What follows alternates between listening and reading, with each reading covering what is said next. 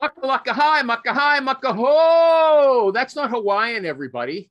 That's my chant to welcome you to the Recruiting Animal Show on April 27, 2022. I got the date right again.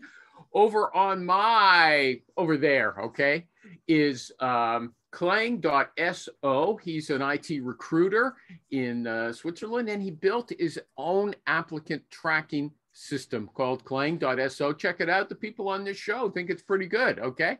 So that's his unique brand, okay? I built an ATS. I don't think you use that with your recruiting clients or your candidates, do you? That means nothing to them, right? Or do you say, they say, well, how are you special? How do you differentiate yourself from everybody? I built my own ATS, buddy. You don't say that. Am I right? No, I focus on the fact that they will get like fast, like, you know, the service fast, right? So yeah, you could use it.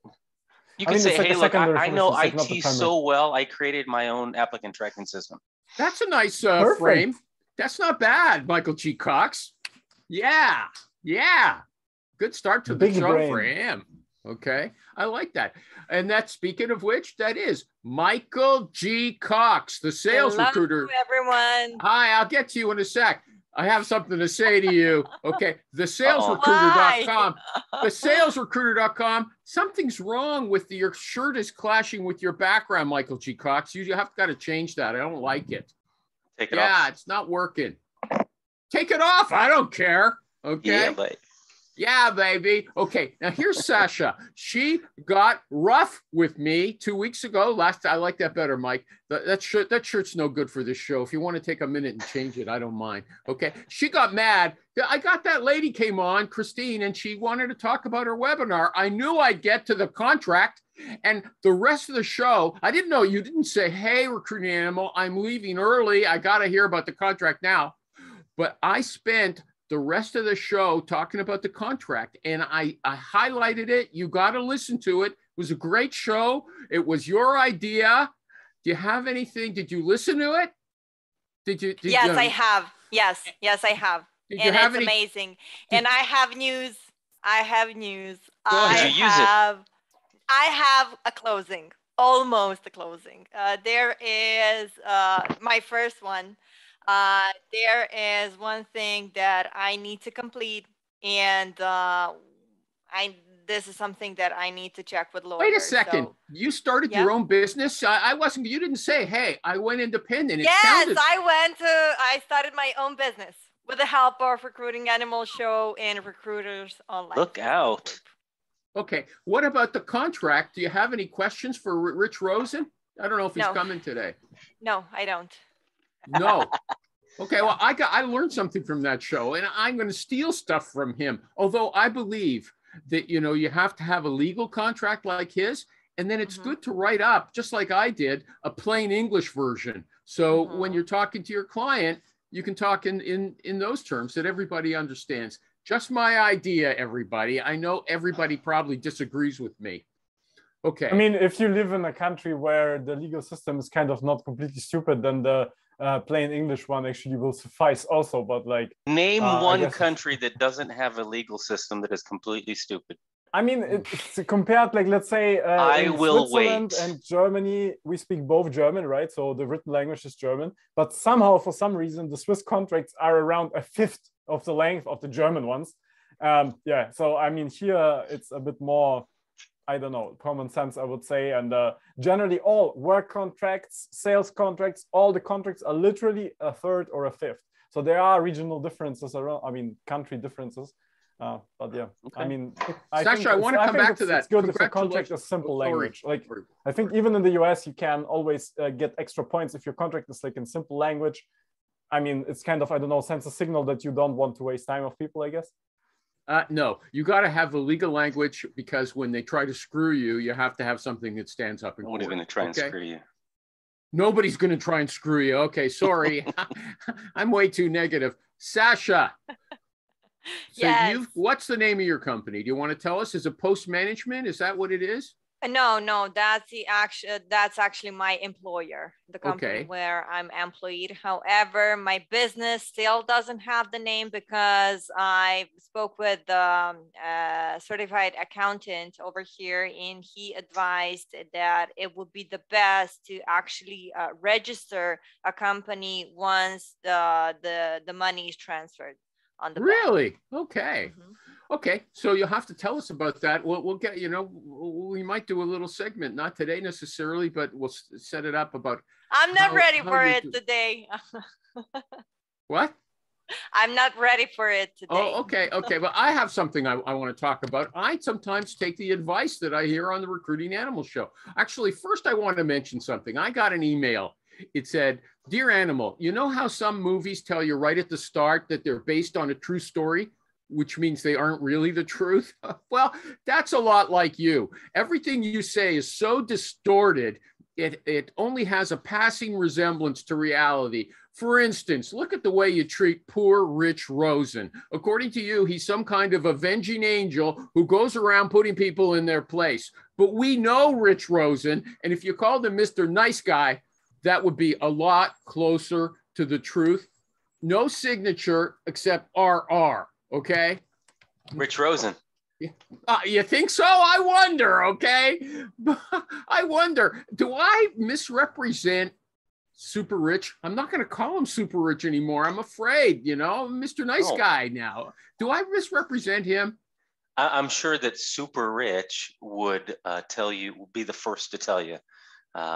If you're way off on the way you're mentioning or representing him. Super Rich did tell me. He told me on the show last week. Like I think I praise him too much. Okay, he thinks I make him seem like he's nasty, but he's really a sweetheart. Okay, I better watch my step. Okay, I wouldn't go so far as to call him a sweetheart. Oh, that's what he thinks. I see. I remember I was listening to one of the clips from an older show, and I called him the king of client rejection. Okay, what's wrong? What's wrong with that? I can see how he wouldn't think he is the king of client rejection. Okay. Anyway, yes, he talks about it at length a lot of the time. Last time we talked about how the dots don't matter in a Gmail address. So if it's recruiting.animal or just recruitinganimal@gmail.com, doesn't make any difference. Michael G. Cox suggested put recruiting animal plus sign and then something else after, and you'll know. If you sign up for Netflix, your email, you can enter it as recruitinganimal plus Netflix @gmail. This only works with Gmail. @gmail.com, and anything after the plus doesn't really matter. And they will send you emails to recruitinganimal plus Netflix @gmail.com. And if they sell your email to anybody else, you'll know who's doing that. Yeah. So you can do that for everything.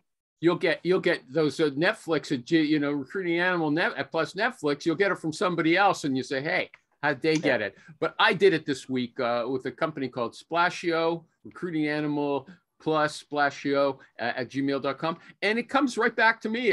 I get it, and I see where it's coming from.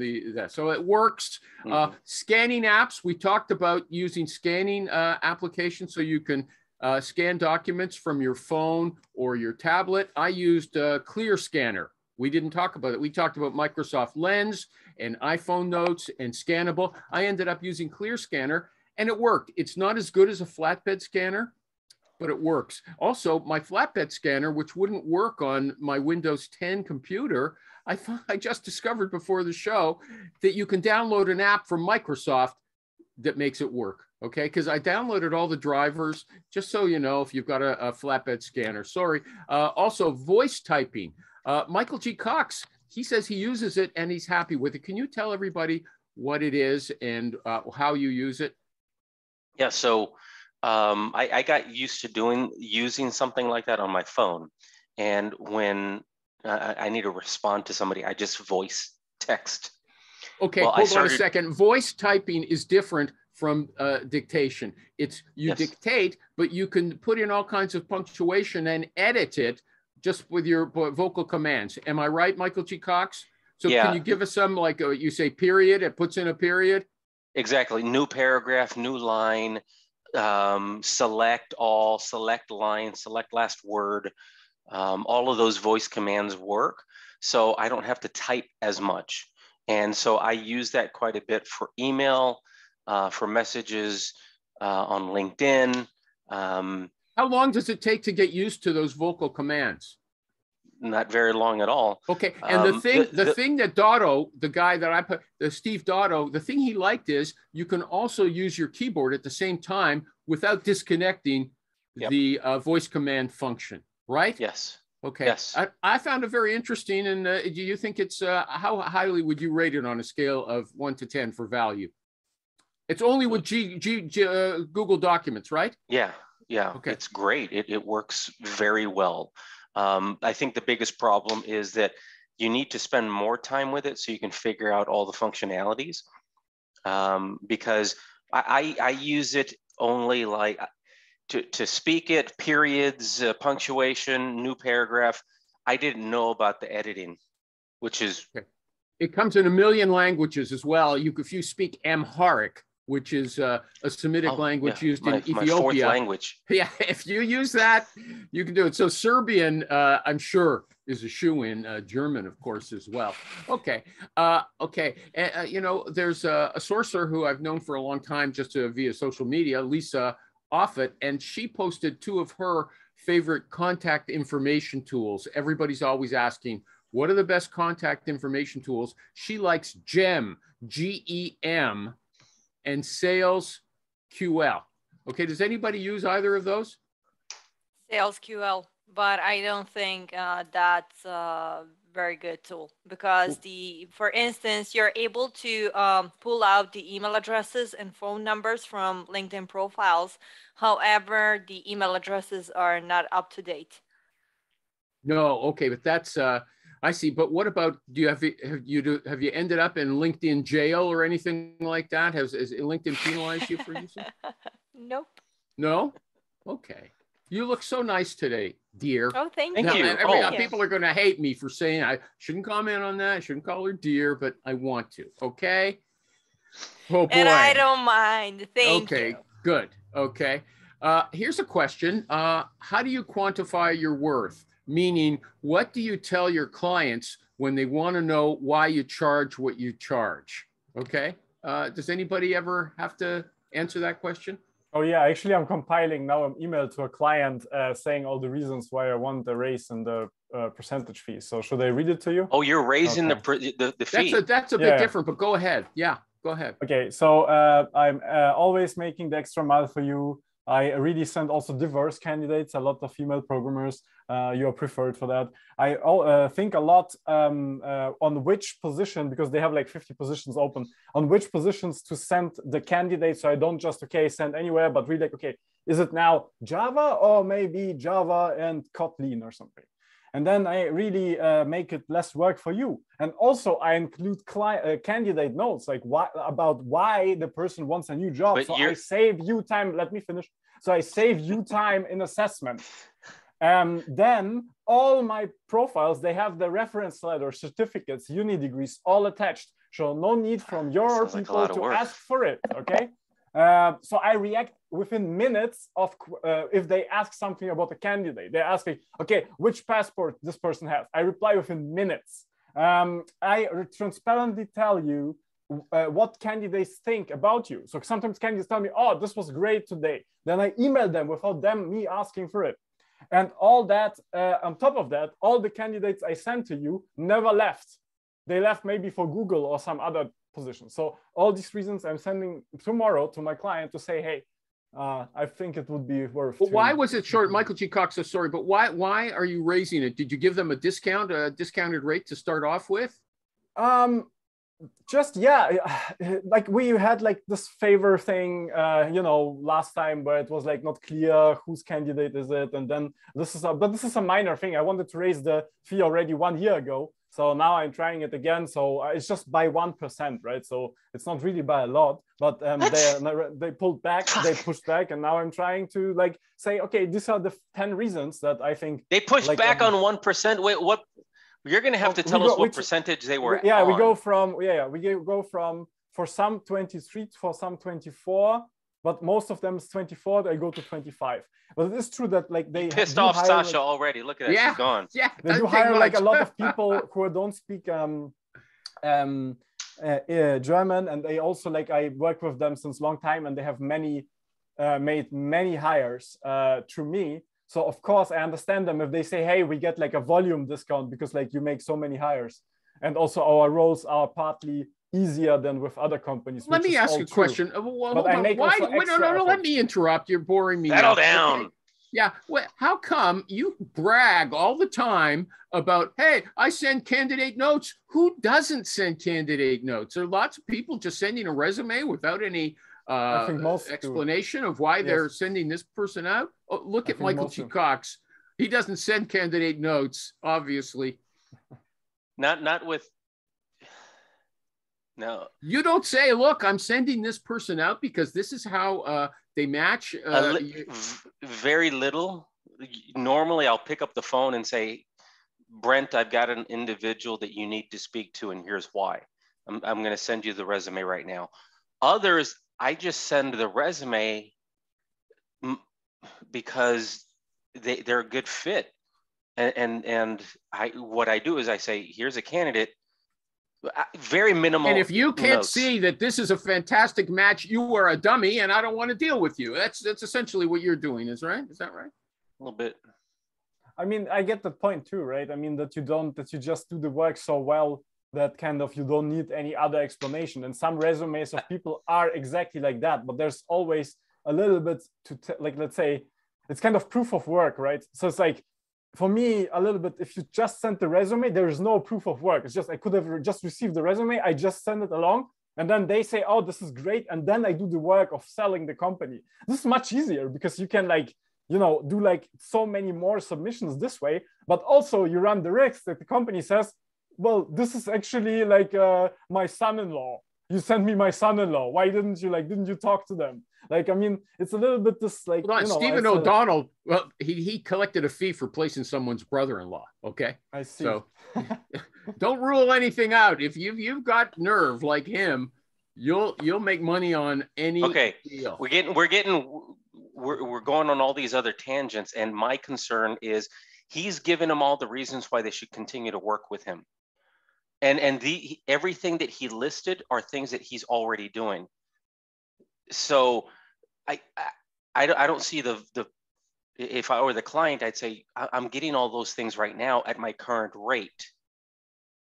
What else am I going to get if I'm paying you more money? Yeah, I was thinking my continued service. My continued service. Let me answer this question though.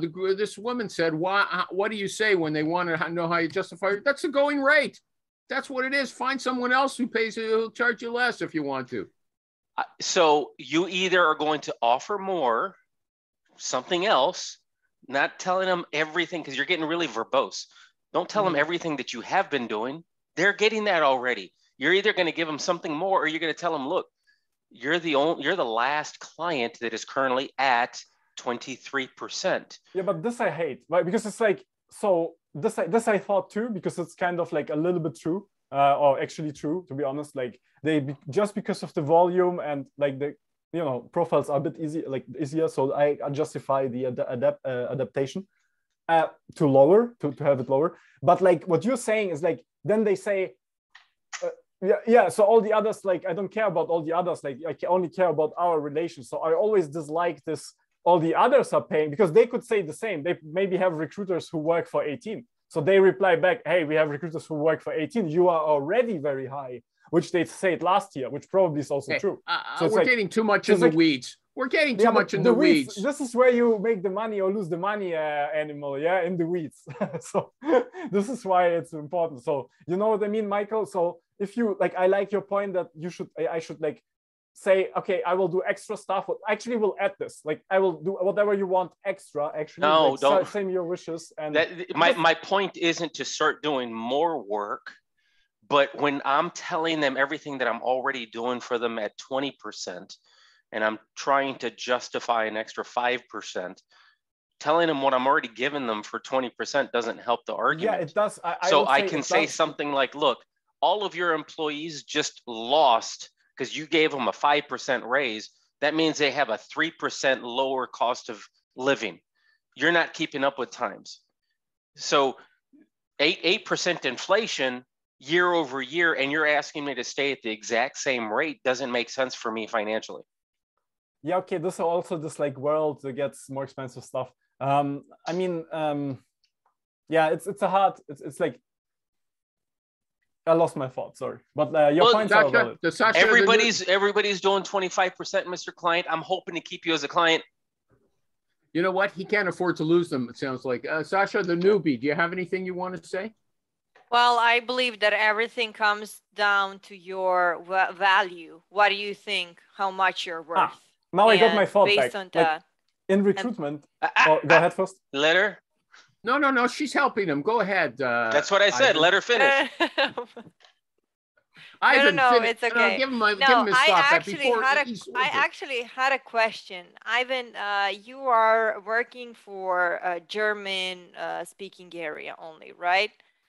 So that's Switzerland, Austria, and Germany, right? German speaking Switzerland mostly. Now a little bit US East Coast, because we have some clients who have both Switzerland and US East Coast. So those two things, that's why. These two things, essentially. Okay, but I mean, if you lose one client, you can find another one. Sure. I mean, that's not, look, this is like a relationship which is long time. It's not about losing, not losing. This is just like, my thinking is, as a recruiters, we do so much work for free. And this specific client actually praised me that they said they had a snitch actually talking to me as a candidate.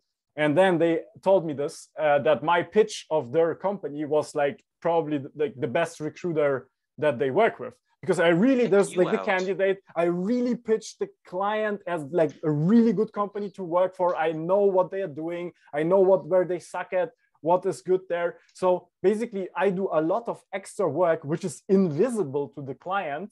They never see what I do behind their backs to close the deal, to get the candidate interested, to keep the candidate engaged. All these That's part of the job, man. Yes, I like what he's saying now. I do it on a different level. I believe I do it, honestly, I believe I do it on a different level than like 99% of the other recruiters they work with. Because I really am passionate about having the deal closed when there is a true match. When there is no match, I don't care. Like just, okay, find another company, or another candidate. But sometimes there's like, I had this situation exactly with this client where the candidate was like, I refused the job offer, and everybody gets quiet. And only me asks why. And the candidate is like, yeah, it's like not enough money. And I ask, what exactly does this mean? And then they, it means I get 4K less than where I am now. And then I call, I am ignored. I write, I am ignored. And then finally I find out it's literally about damn 4K more. I call up the client, explain the situation, turn the situation around. And then we get like a 32K placement fee out of that. The candidate gets a super job with a top salary, and the company gets a new hire. Like no one else does that. I'm quite sure. Everybody else would be like, oh, okay, the candidate I said do that no, quite a bit. So okay, yeah, because you're a business owner, and you are on this show. Like how many recruiters are not on Recruiting Animal Show or on Recruiters Online? 99% of recruiters, because he yells at them. Oh, well, it didn't work out. This is like a huge difference between quality, right? And those things, they are invisible to the client mostly. So therefore, I believe I stand out, and therefore the value add is much higher. Also, the invisible value add, and I was praised for this already several times.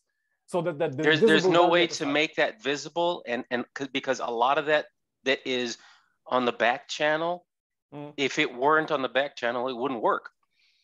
So yes, okay, I have a couple of things to say. First of all, there was a list put out this week of the top recruiting shows to listen to, and of course, Recruiting Animal Show was not on that list.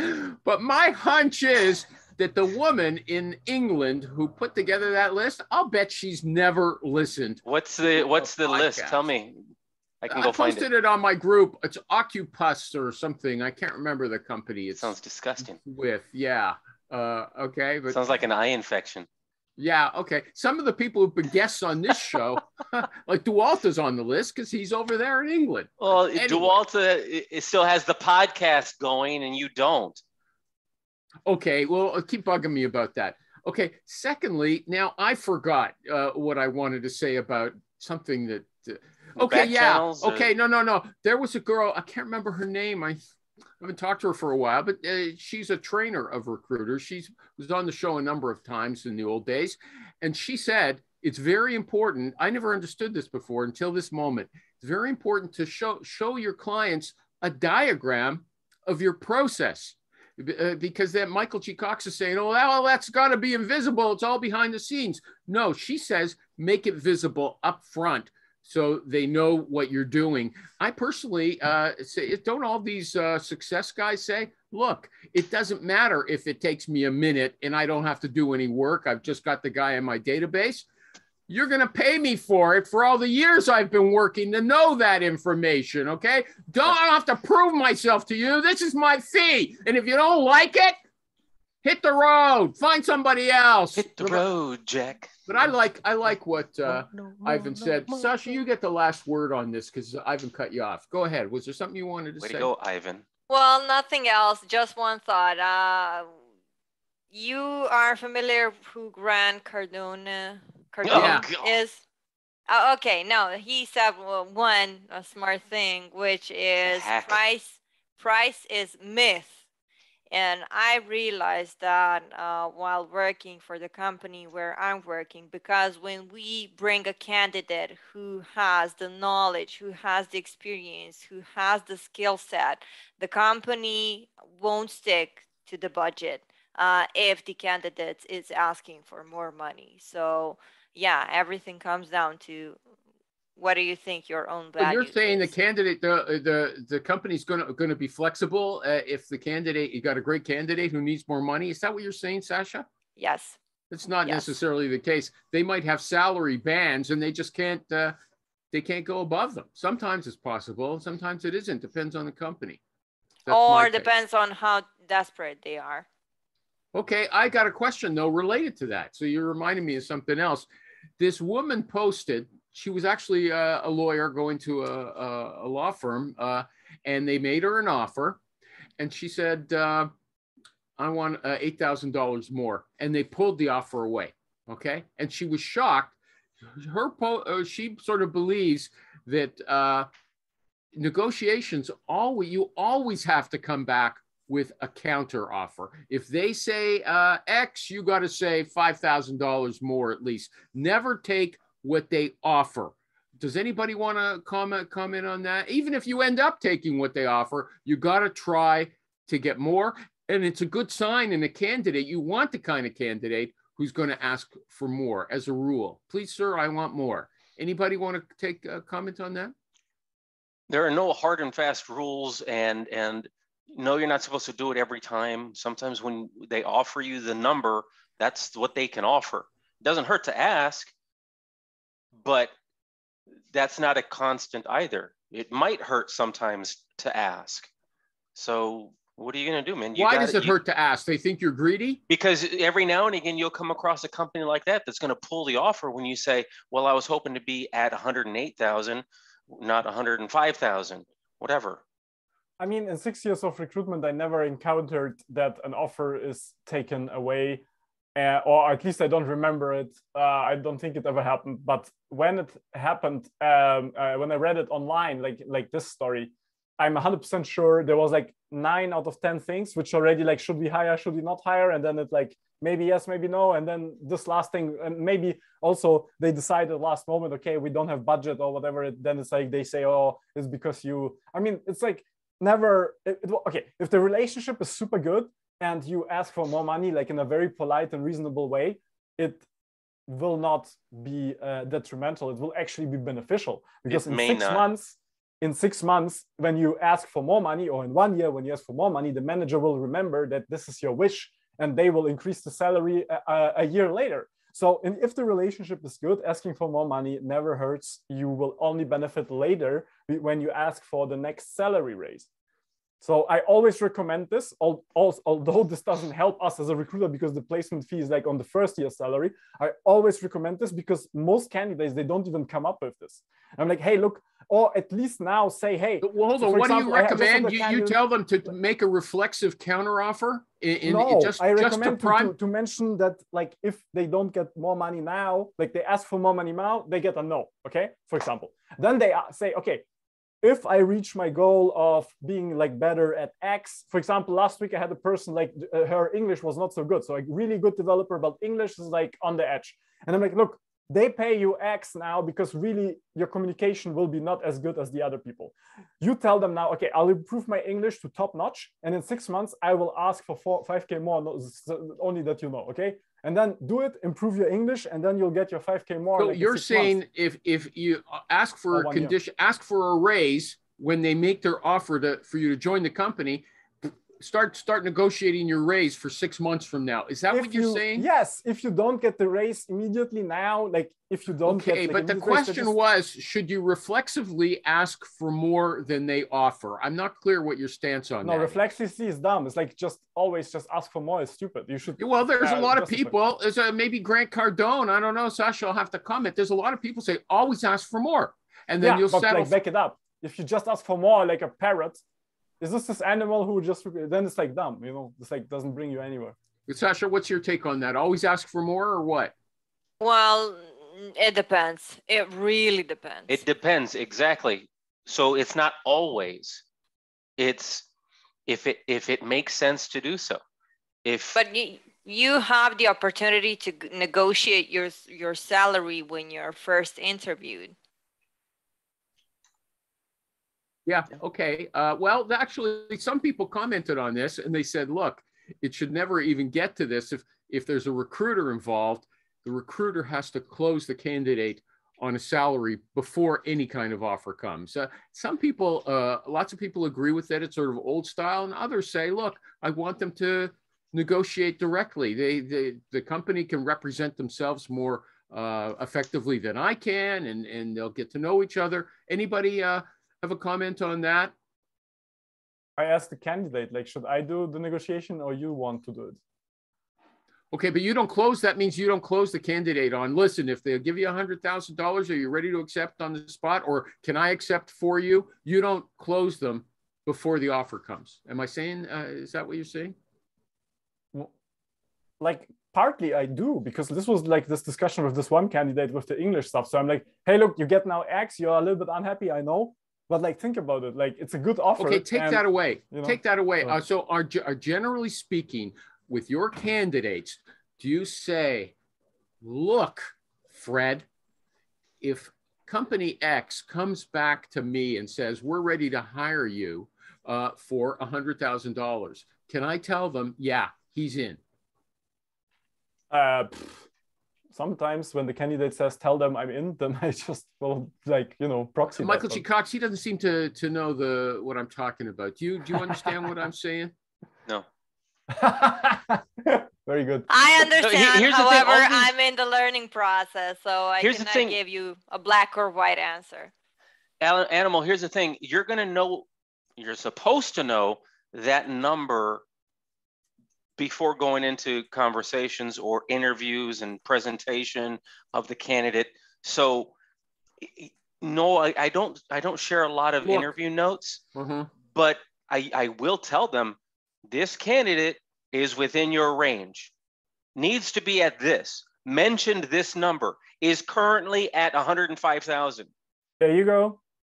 So, you know, that's before the candidate has interviewed and had a sense to get, you know, a chance to get a sense of the job. Once she speaks to the company and sees what they want from her, she might change her mind. Come on, it's not unreasonable.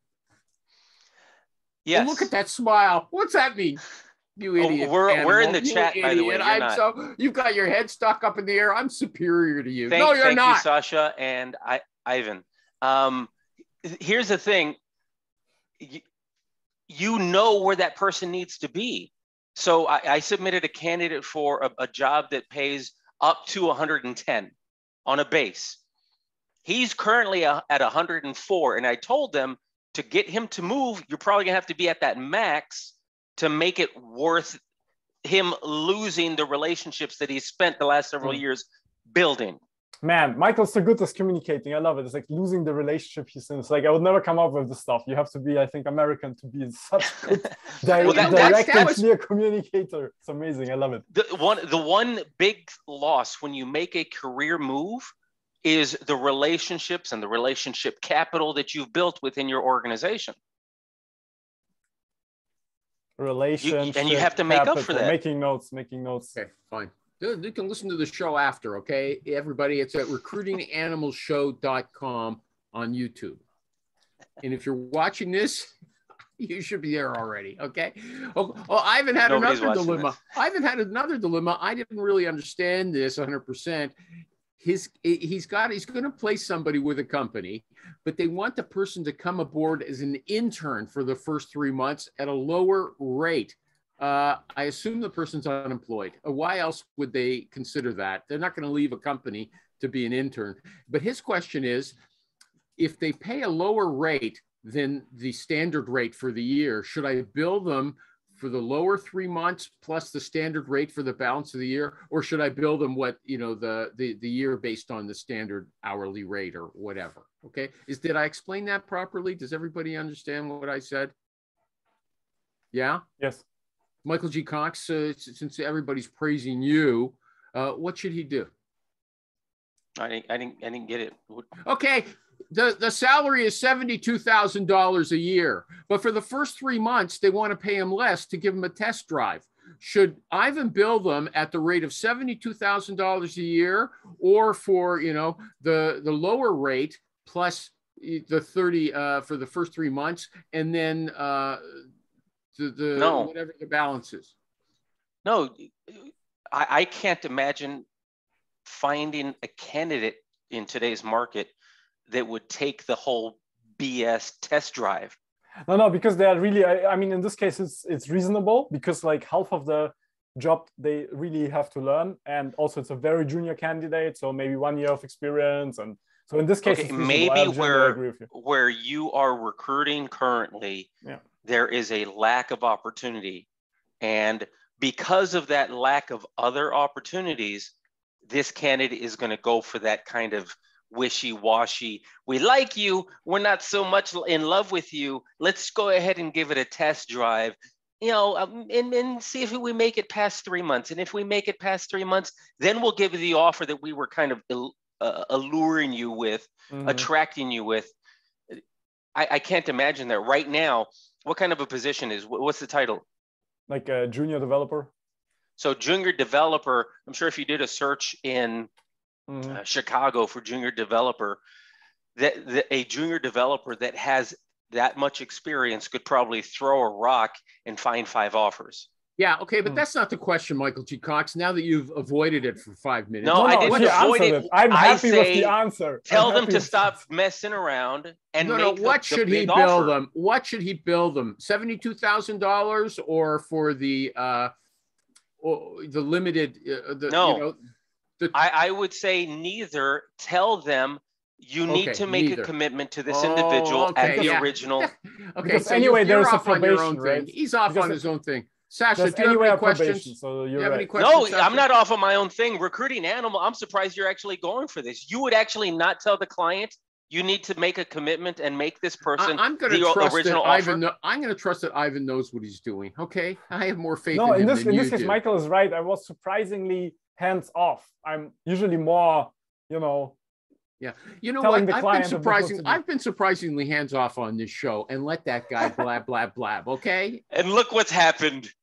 Look at all the value that has been conveyed. Yeah, exactly. Okay, I've got another complaint. I asked him what kind of webcam he's using. He said the Logitech Brio 4K. I went to look at it. It's very expensive. And then.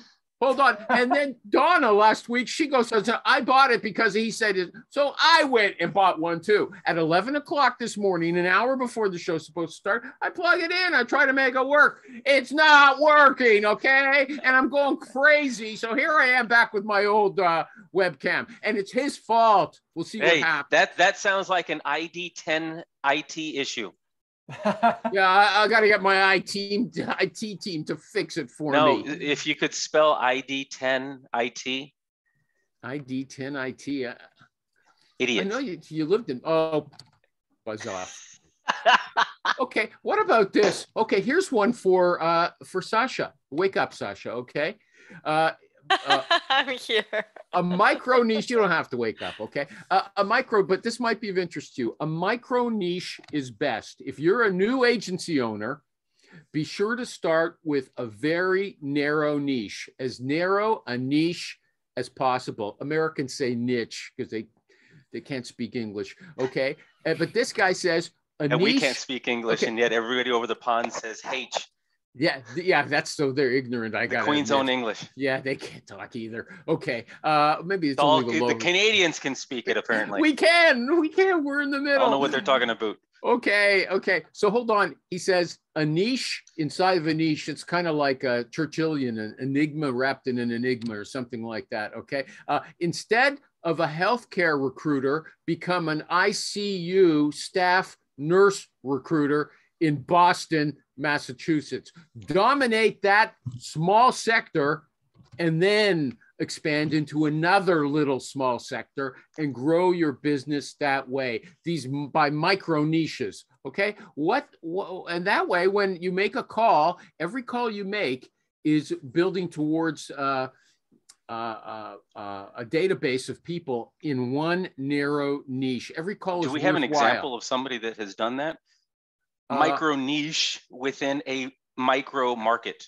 Okay. Does anybody want to comment on it? I like it. I like the sound. It sounds amazing. Who's doing that?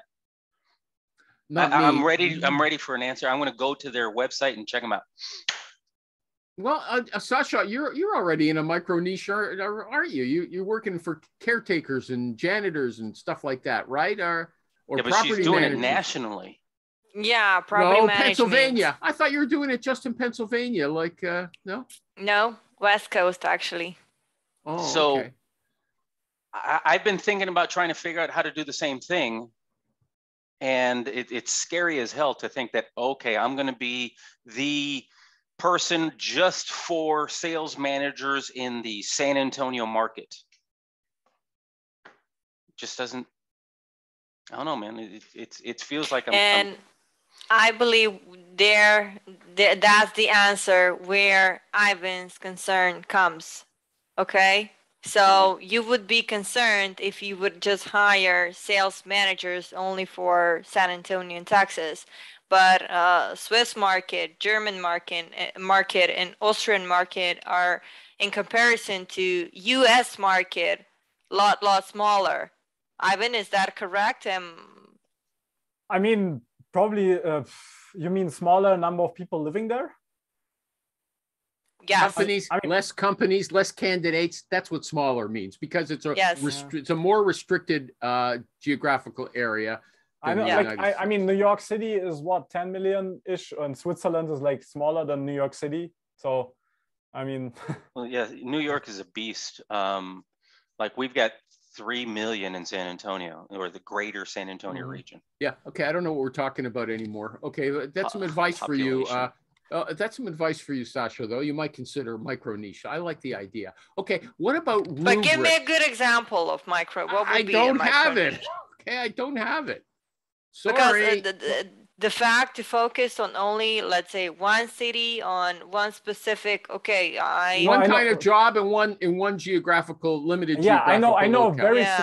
Very successful recruiter, extremely successful in South England. Actually, that's I recommended to get him on the show. It's like this South England guy. So basically, he only does programmers in South England, which is, I think, not so big. It's like a couple of, I don't know, maybe I'm wrong and it's big. I don't know. Yeah, I think you're wrong. It's bigger than Switzerland. It's like, really, South England. Okay, can you put it in the chat? But it's not like, like London or something. It's not like this typical places. It's like South England is how many? Moving on. Everybody gets a point already. Okay.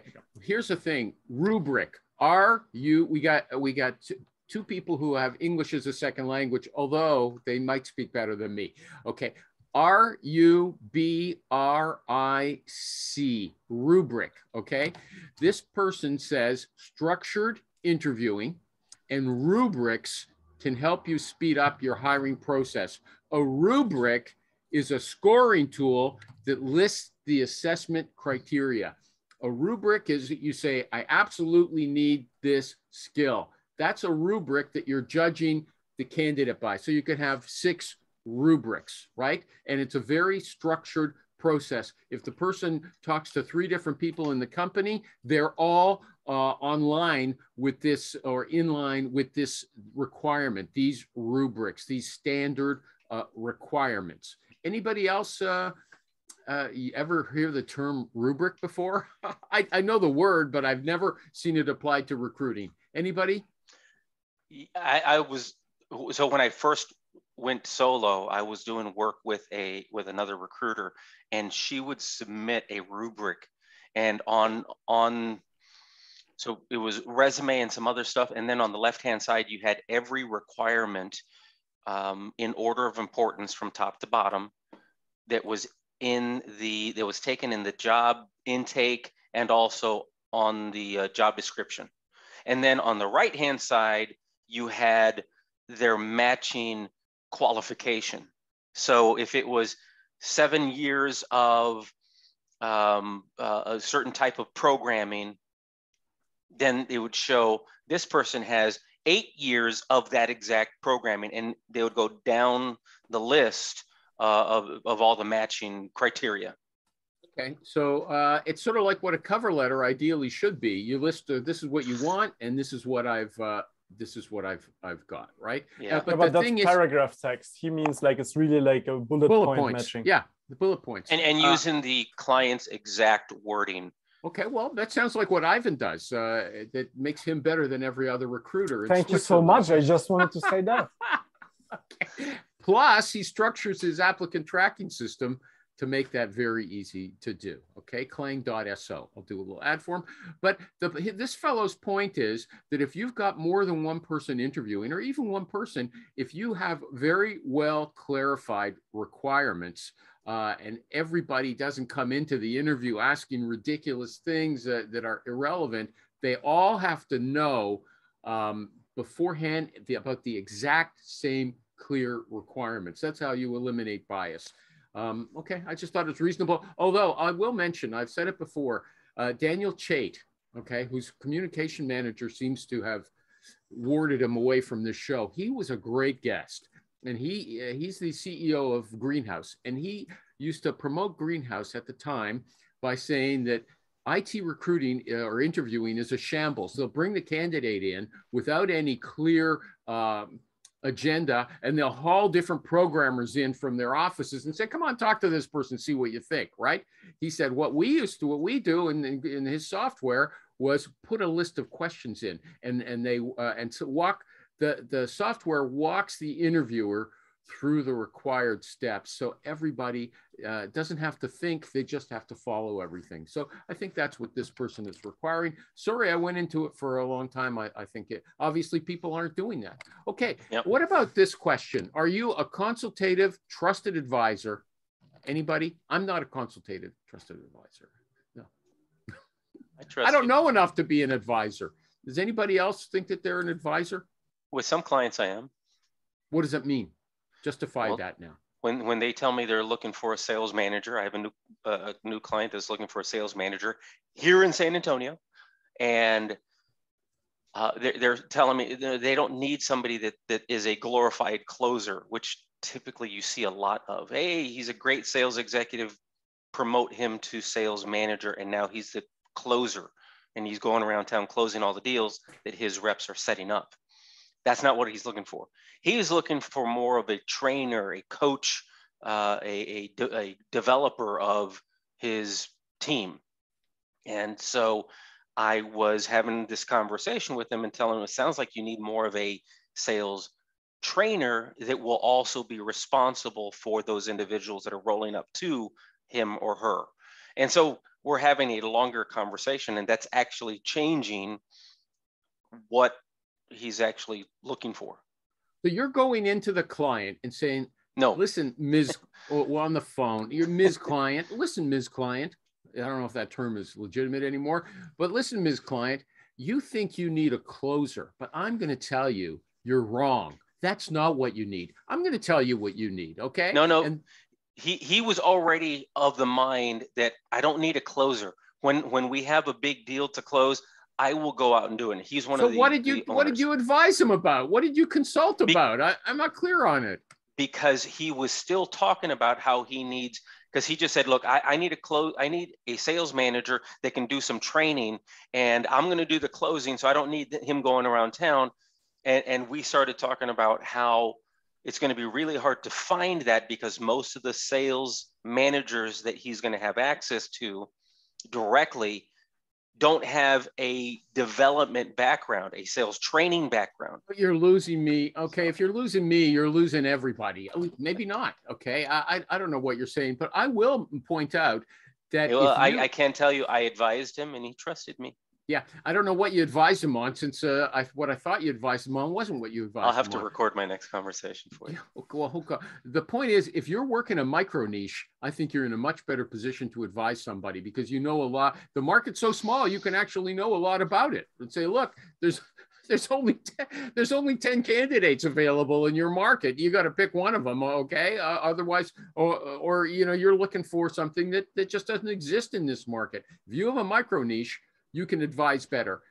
Anybody else want to talk about how they're consultative instead of transactional? No?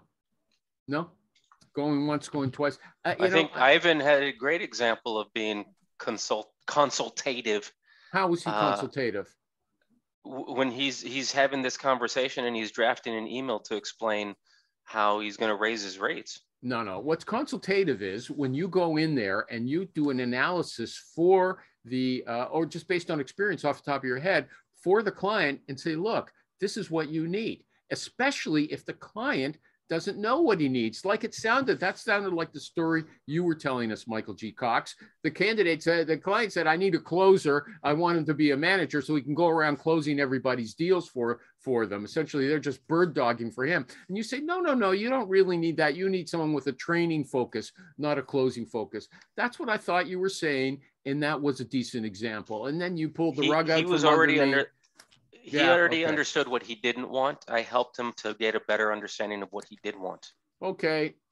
Anybody else? Anybody got a topic that I'm open? Okay. I seem open, don't I? Anybody got something they want to talk about? A burning question or something stupid they saw this week? Elon Musk or whatever, I don't. I posted about this on LinkedIn. I had a prospective client with a really massive organization come to me and telling me that they're looking for a senior sales executive to do SLED, state, local, and higher education type accounts, which is typically a higher level, much longer sales cycle, bigger deals. And I said, oh, great. And we had a long conversation. And then at the end, I said, so what's the compensation package looking for an individual like this? And I says, about 40,000 on a base and on target about 65. I said, seriously, dude? I seriously thought he was kidding. and I reacted like, you serious? And he said, yes, he's serious. And I was shocked, because somebody and he had mentioned some like 5 years of experience, has to be experienced because he was much bigger accounts, 40,000 on a base. I was blown away. I said, dude, I'm not going to be able to help you. Market is like more like 120K and then like 240 OTE, 50% split or something like that, right? I think I could probably in that market find like somebody for like 75 on a base. We're totally way off. I said, no, I don't think I'm going to be able to help you. I said, you know what? I can help you, but it's going to take way too long for me to find an individual with that experience that would accept that. And then if they accept, you got to wonder why. So, now, you know what? That is consultative. That's consultative work. Of course, you didn't get paid. You didn't get paid for it. You didn't get paid. No, he said he'd consider it, and I said, all right, I'll send you my contract. Get that approved first, and then we can have another conversation. Okay, I have two questions related to that. And Michael G. Cox, just because people think I don't compliment anybody, that's a great story. I like it, okay? It's so black and white. But first of all, how did they happen to come to you? That's my first question. My second question is, let's say a guy came back and he said, Michael G. Cox, okay, I'm going to take your wisdom as being the truth. Let's make it a 75K base. Wouldn't you feel uncomfortable about going out to a candidate and marketing it? There's something wrong with that company, okay? Would you tell the candidates, you know what? They first came to me looking to pay $40,000. This might be something screwy there. No, okay. First of all, how did they come to you? He's been a contact. So for the past many years, and this is something that I preach to all of my candidates, especially senior level people that say things like, I'm never on LinkedIn. I don't need LinkedIn. Build your network before you need it. So I connected with this guy probably about 7 years ago on LinkedIn, and we've been connected, and I've offered things like, hey. Sasha's got to go. Bye, Sasha. Take care. Nice to see you. Bye-bye. Thank you. Congratulations on your prospects, okay? Thank you. Good luck. I'll share it next time. Okay, please. Thanks. Bye. Bye. Okay, Michael G. Cox, back to you. So you just how did you connect with this person on LinkedIn, and how did you maintain your relationship? Just, checking in. No scratching, Ivan, no scratching. That doesn't look good on the air, okay? Just checking in over, on LinkedIn through various messages, things like, say, Ivan, how have you been? Hope you're doing well. Saw this recently, thought of you, and thought I'd send it to you. And no response. And hey, saw that you just switched jobs. Congratulations. And then I would send something like first 90 days. I had created a little document, what to do in your first 90 days. And I'd send it to him and he'd say, thank you. Probably never even read it. And then he came back to me recently and said, hey. So yeah, 7 years later, after all that work, the guy comes back with an absurd business proposition. Yeah. It's not work. It's all automated. Okay, well, okay, we'll talk about that next time. But here's the thing. Why would you feel confident bringing a nice person into a company like this when this guy's, he's an idiot, okay? That's what I hear from you. I mean, Ivan, am I on the right page? Are you listening to the story? I don't know if he's an idiot, but he's offering less than half. He said 40,000. Ivan guessed it should be 120,000. There's something wrong with that guy, okay? Well, Ivan isn't in this particular market. Okay, he was. I think maybe so you only said it had to be double. He's way off. He's way off. Okay. This candidate, this client is way off, and he's. I don't know if he's going to be able to get to where he needs to get, but they're not going to fill the job with somebody quality at 40,000 as a base. I wouldn't call him an idiot though. Okay, well, I would feel uncomfortable. Everybody can tell. I would feel uncomfortable not telling a candidate, you know what, this sounds like a great job, but something might be wrong there. I want you to investigate that because they were looking to pay someone half the money. Okay, let's say he comes back with a signed contract in hand and then says, okay, we're moving forward 40,000. I'm going to say, hey, Ivan, I told you I can't do that. It's not going to work. I'm not going to take that on because it's going to take way too long to try and find somebody that would accept that role and is qualified at 40,000. Let's say then he changes it to 75 and I go forward. I'm not going to say, hey, Michael, hey, Animal, I found this great opportunity for you. Wanted to spend a few minutes on the phone, see if it makes sense. I'm not going to lead with, dude, you're not going to believe these guys were wanting to pay 40,000. I didn't say lead with it, but I said bring it up. Ivan, well, let's finish off on that. I probably wouldn't mention it because they actually rethought about it and went with a higher level offer. There's something screwy there. Ivan, do you agree with me or Michael G. Cox? He wants to agree with you, Michael G. Cox, but he does agree with me. I can tell. I mean, I can read he agrees with me. It's cool. Guys, Ivan Gulenko, clang.so. Check out his applicant tracking system. Michael G. Cox, the most super sales recruiter. Oh my goodness. In San Antonio or San Antonio? San Antonio. Okay. Oh, no, I didn't ask. So I was going to make fun of your other accent. Get. He says get as get. Hey, get. I'm going to get that. Okay. I'm going to get. TheSalesRecruiter.com. Thanks, everybody.